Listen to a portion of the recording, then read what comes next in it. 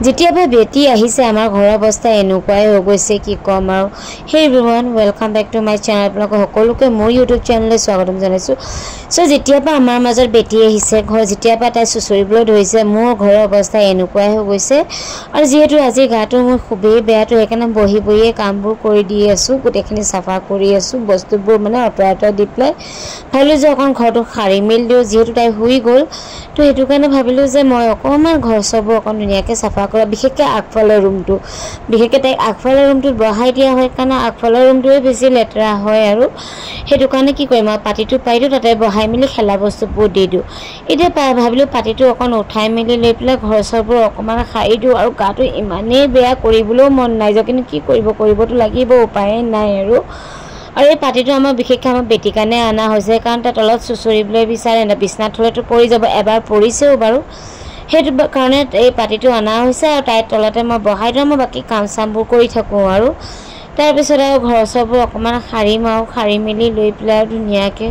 এইবোৰ দেখিছেনে কি ওলাইছে একদম মানে হাগিছো পিনাইছো না পেকেট উঠাইছো ত'ত মানে সেনেকৈ পেলাই মেলি থৈ দিয়ে এনেকুৱা এখন তাই কৰে মানে মই কি কৰিম আৰু যেতিয়াবা তাই মানে ডাঙৰ হৈ আহিছে না ইমানে উৎপাত বাঢ়ি গৈছে আৰু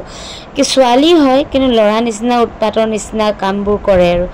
তো তাৰপিছত মই ধুনীয়াকৈ ঘৰ সববোৰ অকমান ধুনীয়াকৈ সাৰি মেলি লৈছোঁ আৰু তলে চলে সবতে সাৰি মেলি লৈছোঁ বিছনা চিছনাটো ঠিক কৰি লৈ তলে চলেও তথাপি অকমান মানে সাৰি মেলি লৈছোঁ আৰু কি কৰিম আৰু উপায় নাই দেহা বেয়া থাকিলেও মানে কাম চামবোৰ কৰিব লগা হয়ে আৰু মানে কি কম আৰু উপায়টো নাই কেতিয়াবা কৰিবলৈ মনো নাযায় এনেকুৱা লাগে যে শুইয়ে থাকোঁ নেকি কিন্তু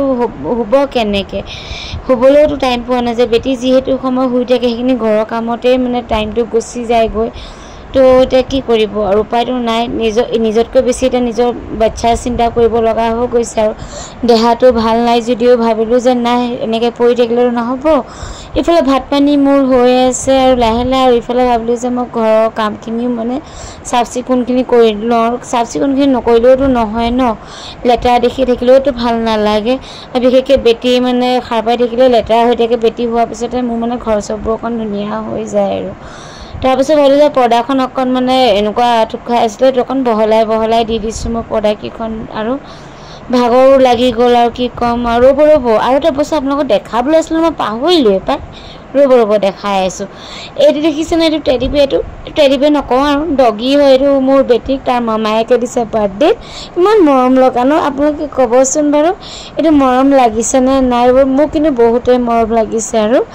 বেটিক যদি ইয়াক যে ডগীটোক যদি মই মৰম কৰোঁ বেটি ইমান জ্বলে ন মই কি ক'ম আৰু কাকোৱে মৰম কৰিব নোৱাৰোঁ তাইৰ কাৰণে আৰু এইটো টেডিটো মানে দিছিলে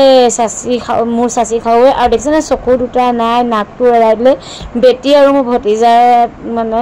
আছে টিকুৰু তাৰ সিয়ে মানে এৰালে আৰু কি কৰিম আৰু অৱস্থা মোৰ বহুতেই বেয়া হৈ গৈছে আৰু ভাগৰো লাগিছে আৰু মানে কি ক'ম আৰু অৱস্থা মোৰ খুবেই বেয়া আৰু ঘৰৰ কাম কৰি অৱস্থা নোহোৱা হৈছে এইফালে বেটিকো চাব লগা আছে এইফালে মই বনাই আছোঁ ভাত মোৰ তৰকাৰী আছেই যেনিবা মাছৰ তৰকাৰীখন সেইকাৰণে বাকী একো বনাব লগা হোৱা নাই ভাতটো বনাই দিছোঁ আৰু দাইলটো বনাই দিম আৰু তাৰ বাহিৰে একো নবনাওঁ মোৰ কাৰণে কিবা এটা কৰি দিম আৰু তো আজিলৈ এইটো ভিডিঅ' ইয়াতে সমাপ্ত কৰিছোঁ দেই বাই বহুত ভাগৰ লাগি গ'ল মোৰ